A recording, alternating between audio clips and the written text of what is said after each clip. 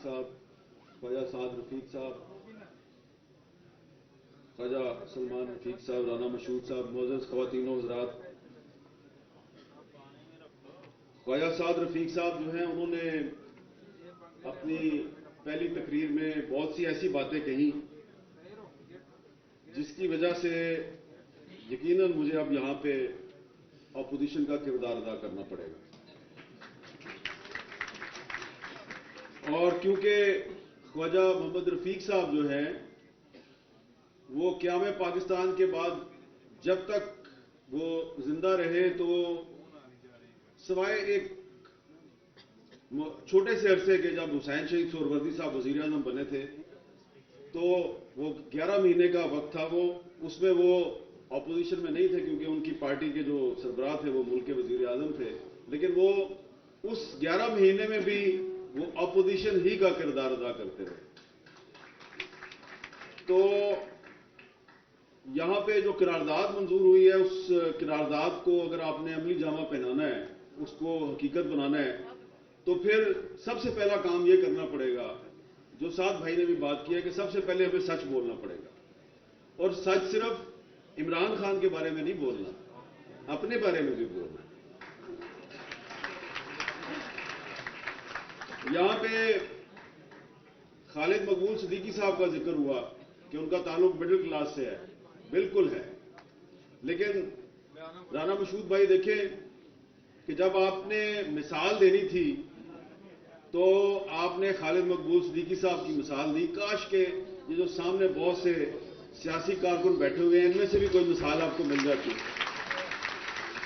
तो बाद में फिर आपने अपना और साद भाई का जिक्र कर दिया जो कि बिल्कुल ठीक है। और ख्वाजा आसिफ साहब जो है मैं भी उनको भी मैं मिडिल क्लास में ही शुमार करता हूं क्योंकि मैं उनको काफी पुराना जानता हूं। लेकिन मसला यह है कि पाकिस्तान के मसाइल का हल सिर्फ मिडिल क्लास के पास नहीं है। मिडिल क्लास पाकिस्तान की अक्सरियत नहीं है, अक्सरियत जो है वो लोअर मिडिल क्लास है और गरीब तबका है।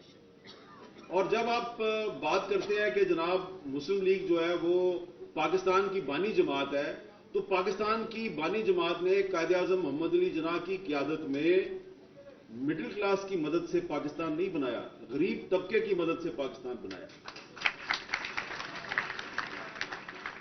तो बस मैंने इब्तिदा में सिर्फ इतनी ही तलखनुमाई करना चाहता हूं कि मुझे ख्वाजा मोहम्मद रफीक साहब की बरसी में कई बार बोलने का एजाज़ हासिल है, ख्वाह वो टाउन हाल हो या अलहमरा हाल हो या ये अवारी होटल हो। यहां पे बहुत से चेहरे ऐसे हैं जिनको मैं कई साल से देख रहा हूं, सियासी कारकुन हैं, तो मैं बहुत सौ को जानता भी हूं। आप इनको काउंसलर का इलेक्शन तो लड़ा देते हैं, एमपीए की टिकट नहीं देते। और काउंसलर का इलेक्शन भी आप इसलिए लड़ाते हैं कि आपको अपनी जो ग्राउंड फोर्स है उसमें जस्टिफिकेशन की जरूरत होती है कि ये इलेक्टेड मेंबर है, देखो हमने गरीबों को भी टिकट दिया है। अब आप तो चाहते हैं, ये जो स्टेज पे बैठे हुए लोग हैं ये तो चाहते हैं कि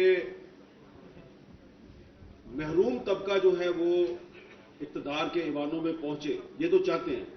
लेकिन जो इनके ऊपर बैठे हुए हैं ना, वो पूछते हैं जब टिकट आती है ना, जो पार्लियामानी बोर्ड बैठा होता है, जब टिकटों का फैसला होता है, ख्वाह कोई भी पार्टी हो, ख्वाह तहरीक इंसाफ हो, मुस्लिम लीग नून हो या पीपल्स पार्टी हो, कोई भी पार्टी हो, पार्लियामानी बोर्ड में जब गरीब कारकुन की दरखास्त आती है टिकट के लिए, तो जो सबसे बड़ा लीडर होता है वो पता है क्या पूछता है, देखो पैसे कितने ने।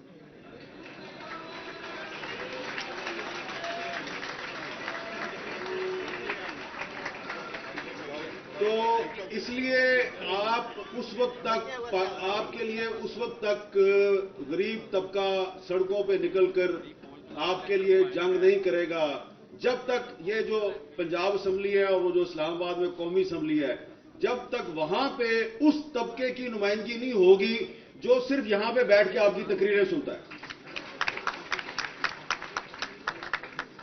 तो ख्वाजा रफीक साहब जो हैं उनका ताल्लुक भी इसी तबके से था।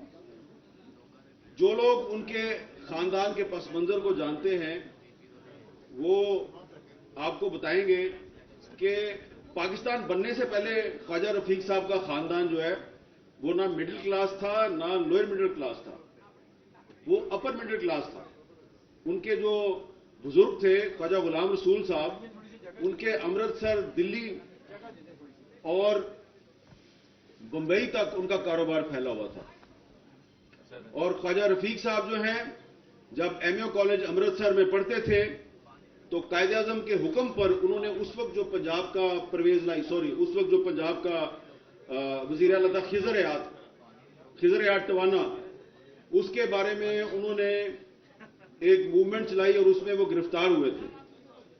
اور پھر جب پاکستان بن گیا تو پاکستان بننے کے بعد کیا ہوا، میرے بہت ہی محترم بھائی خواجہ سعد رفیق صاحب نے فرمایا منزل انہیں ملی جو شریک سفر نہ تھے۔ یہ بات تو درست ہے، لیکن خواجہ صاحب پہلا شب خون جو ہے وہ ایوب خان نے نہیں مارا تھا۔ پہلا شب خون مسلم لیگیوں نے مسلم لیگیوں کے خلاف مارا تھا۔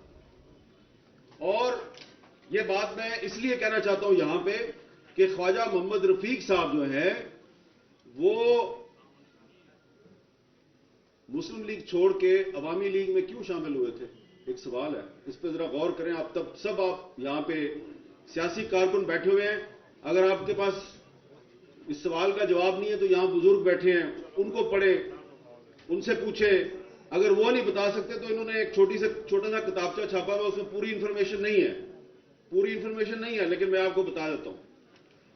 جب پاکستان بن گیا تو جو مسلم لیگی تھے نا، اس میں جو پہلے شریک سفر نہیں تھے، جاگیردار، جو 1946 میں ہوا کا رخ دیکھ کے مسلم لیگ میں شامل ہوئے تھے، تو انہوں نے پرانے مسلم لیگیوں کی ٹانگ کھینچنی شروع کر دی۔